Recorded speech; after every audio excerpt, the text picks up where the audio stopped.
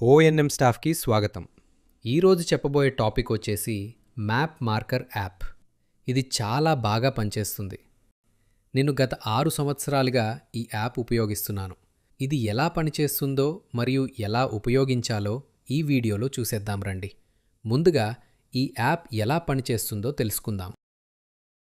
ముందుగా app open చేస్తే అచ్చం గూగుల్ మ్యాప్ లాగే కనిపిస్తోంది. ఇక్కడ కనిపిస్తున్నవన్నీ నా యొక్క విలేజ్లోని డిటిఆర్లు, వాటికి సంబంధించిన డేటాను సేవ్ చేసుంచాను. ఇందులో ఒక్కో సింబల్స్కి ఒక్కో కలర్స్కి వేరు చేశాను. ట్రయాంగిల్ ఆకారం ఉండి ఆరెంజ్ కలర్ ఉన్నవన్నీ 15 kVA ట్రాన్స్ఫార్మర్స్, బ్లూ కలర్లో ఉండి ఈ ఆకారంలో ఉన్నవన్నీ 25 kVAలు, గ్రీన్ కలర్లో ఉన్నవన్నీ 63 kVAలు, ఆరెంజ్ కలర్లో ఉన్నవన్నీ 100 kVAలు.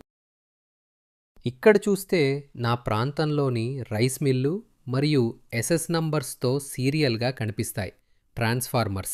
దానిపైన క్లిక్ చేయడంతోనే అది ఎక్కడ ఉందో దానికి సంధించిన photos and name, plot photos, sketch photo కనిపిస్తాయి.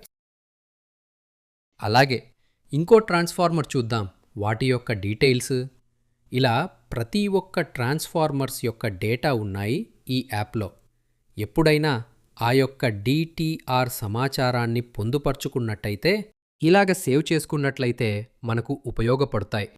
అది చెయ్యడం ఎలాగో ఇప్పుడు చూద్దాం. ముందుగా ప్లేస్టోర్కెళ్ళి మ్యాప్ మార్కర్ అనే యాప్ ఇన్స్టాల్ చేసుకోండి. ఓపెన్ చేసి యాప్ పర్మిషన్స్ ఓకే చేయండి. లెఫ్ట్ సైడ్ బాక్స్లో మ్యాప్ టైప్ ని శాటిలైట్ ఓకే చేసుకోండి. తిరిగి మొదటి దాని మీద క్లిక్ చేసి క్రియేట్ మ్యాప్ ఫైల్ మీద క్లిక్ చేసి మీ యొక్క ఏదైనా పేరు ఇచ్చి సేవ్ చేయండి. పైన రైట్ సైడ్లో ఆ డాట్ని ప్రెస్ చేస్తే మీరు ఎక్కడ ఉంటారో అక్కడికి తీసుకెళ్తుంది, ఆ లొకేషన్కి. ఇప్పుడు నా విలేజ్లోని ఒక కొత్త డిటిఆర్ ని ఛార్జీ చేశారు. ఇప్పుడు అది ఎలా సేవ్ చేయడమో ఇప్పుడు చూద్దాం. నేను ఉన్న దగ్గరే ఆ డిటిఆర్ ఉన్నది. రైట్ సైడ్ కింది భాగంలో ఈ సింబల్ పైన నొక్కండి.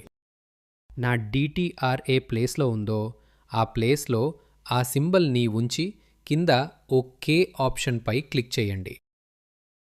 ఆప్షన్ ఐకాన్ అండ్ టైటిల్లో మీ ఎస్ఎస్ నెంబర్ మరియు కేవీఏ వేయండి.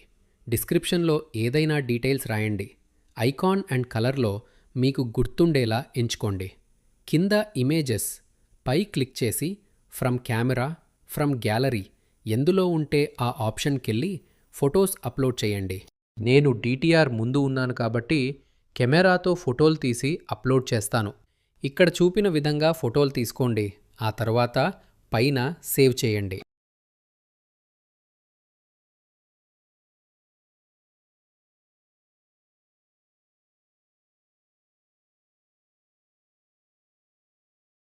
ఆ తర్వాత పైన సేవ్ బటన్ నొక్కండి. అంతే, మీ మొబైల్లో ఈ డేటా మొత్తం మెమోరీలో సేవ్ అయిపోతాయి. మా వీడియోలు నచ్చినట్లయితే మన O&M ఛానల్ని సబ్స్క్రైబ్ చేయండి, లైక్ చేయండి, కామెంట్ చేయండి.